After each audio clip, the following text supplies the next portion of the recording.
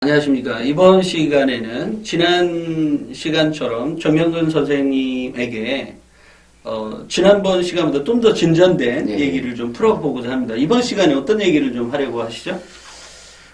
이번 시간에는 네. 제가 작년에 퇴임할 때 많은 선생님들 앞에서 퇴임할 수 있는 퇴임사를 할 수 있는 기회를 충청도 교육청에서 주셨는데요. 네. 그래서 제가 27살에 교직에 들어갔다가 네. 36년 동안 교직에 있으면서 사실은 있었던 이야기를 좀 하고 싶어서 연설 중에 일부 나왔던 내용을 좀 다시 한번 오늘 말씀드리고 싶습니다. 네. 제가 연설 중에 이렇게 요런 예시문을 제가 좀 이렇게 선생님들한테 보여드렸습니다. 한번 같이 보실래요, 한번요? 보시면 요거는 제가 예. 나중에 이렇게 따로 소개를 해놓을게요. 예. 네. 그래서 제가 이렇게 PPT로다가 경영학과, 기계공학과, 심리학과 이게 세 과목 학과를 소개를 해드렸고요. 네. 이게서 제가 질문을 했습니다. 기계공학과에서 국어라는 과목이 필요할까? 이렇게 뭐 영어라는 과목이 필요할까? 또 수학이라는 과목이 필요할까? 라고 질문하면 물론 선생님들 중에서도 뭐 필요하다, 필요하지 않다 여러 가지 이야기가 나올 수 있습니다만 또 많은 학생들은 필요 없다라고 대답하는 경우가 참 많습니다, 사실은. 그럼 제가 다시 말씀드리죠. 필요 없는 과목을 왜 배울까? 이런 식으로. 저는 기계공학과에서 특히 국어라는 과목이 필요할까요? 이렇게 물어보면 학생들은 상당수가 필요 없어요 라고 대답을 하거든요. 필요 없는 과목을 왜 배울까? 이런 말씀을 좀 드리고 싶고요.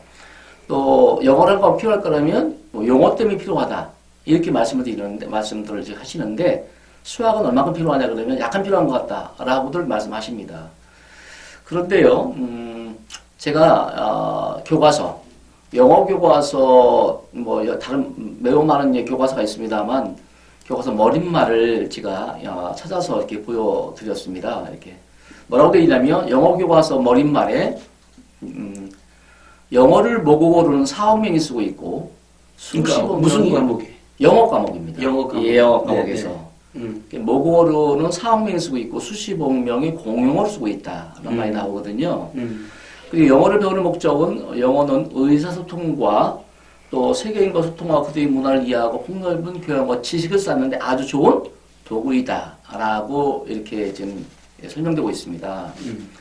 또 국어교과서 머릿말을 보면 국어교과서의 머릿말에 국어교육으로 학습자는 비판적, 창의적 사고 역량을 기를 수 있다.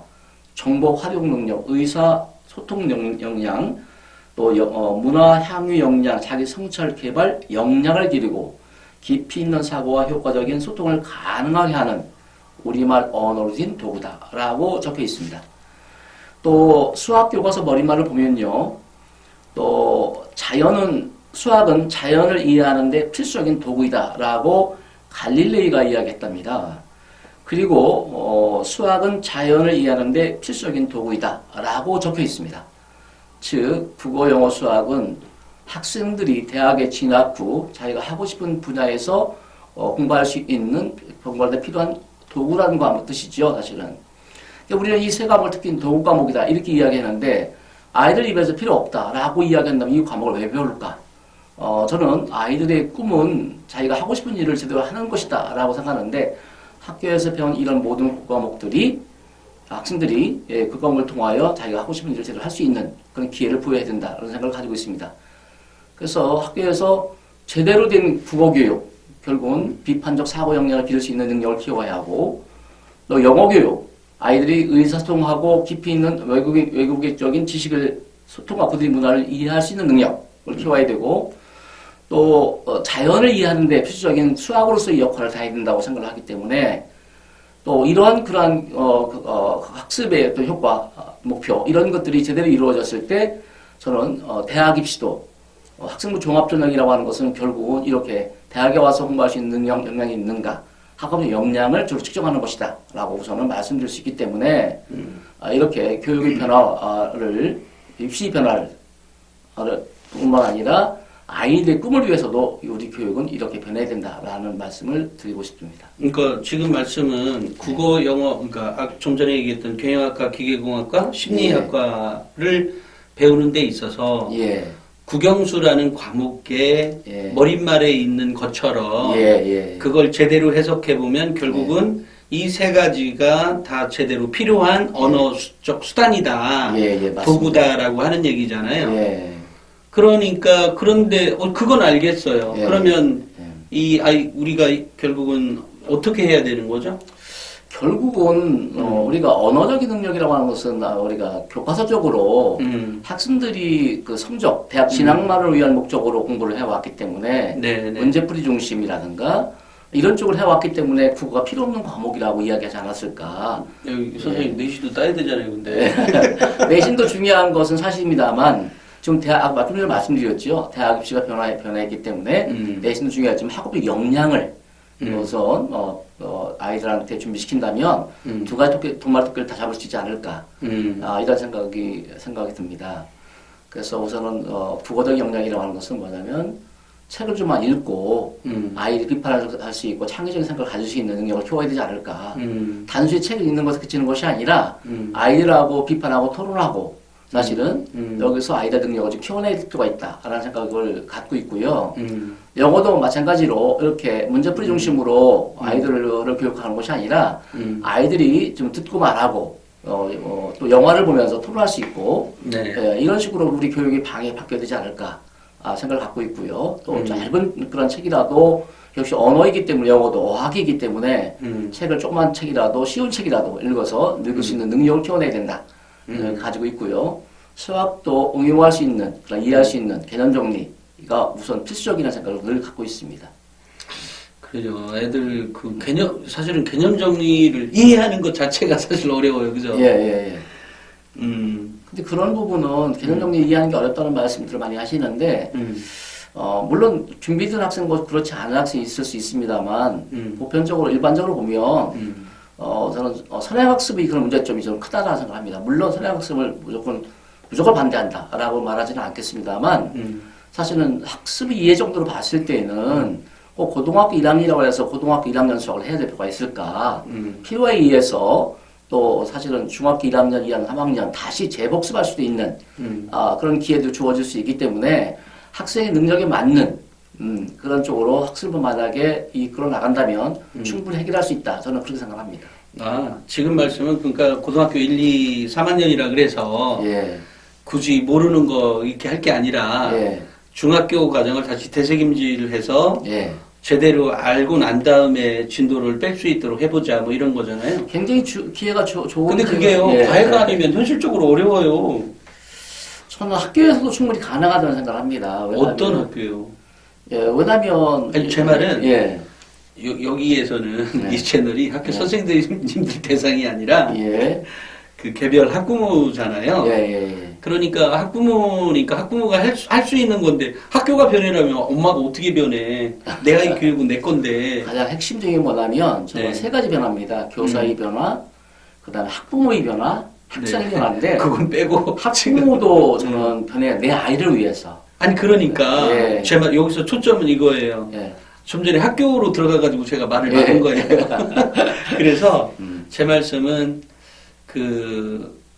애가 중1, 2, 3 아이 과정을 얘가 수학을 못해. 그래서 중1, 2, 3을 다시 하고 싶어. 이럴 때 이제 혼자서 봐봐야 되는데 얘가 능동적인 자기 습관이 갖췄으면 이미 어느 정도 알았겠지. 그렇던 애가 아니기 때문에 결국은 중학교 과정부터 제대로 공부할 수 있도록 해야 되는데 그게 학교에서는 불가능하잖아요. 학교에서 안 가르치면 모르는 거 아니야. 결국은 인강이나 이런 걸 통해서 스스로 해야 되네요. 요즘에는 학교에서도 교육과정 속에서 수준별 수업이라고 해가지고 아이들 얼마든지 그 기회를 가질 수 있거든요. 학교에 수준별 수업이라는 게 있는 학교의 경우에는? 그렇죠. 또 방과활동이라든가 이런 거 활동을 통해서도 가능할 수 있고요. 또 요즘에는 아이들 좀 수학을 좀 한다는 학생들이 학급 내에서도 멘토 활동이라든가 또 동아리 활동을 통해서도 얼마든지 할 수 있기 때문에 또 좋은 기회가 주어졌거든요. 봉사활동을 통해서도 아이들한테 잘하는 학생이 좀 못하는 학생을 가르쳐주면 가산점을 주겠다. 또 기회를 적어주겠다. 이렇게 활동을 할 수 있는 그런 좋은 여러 가지 기회가 있기 때문에 그런 기회를 좀 적극 활용하면 어떨까 이런 생각을 갖고 있습니다. 근데 문제는 이 아이가 할 자세도 돼 있어요. 엄마가 깨우쳐서. 그래도 아이도 깨우쳐서 나 잘하는 애한테 배울게라고 해야 되고, 예. 잘하는 애한테 얘기하기도 또 겁나고, 참 여러 가지가 너무 많아요. 아니, 중요한 건 저는 그 상위권 대학을 가는 것이 좋을 수 있겠죠. 학생들이. 그렇지만 반드시 그 목표로 한다고 해서 아이들 모두가 행복하냐 하는 점에 있어서 어머님들이 좀 한 번만 좀 더 고려했으면 좋겠다 이런 말씀 드리고 싶은 거죠.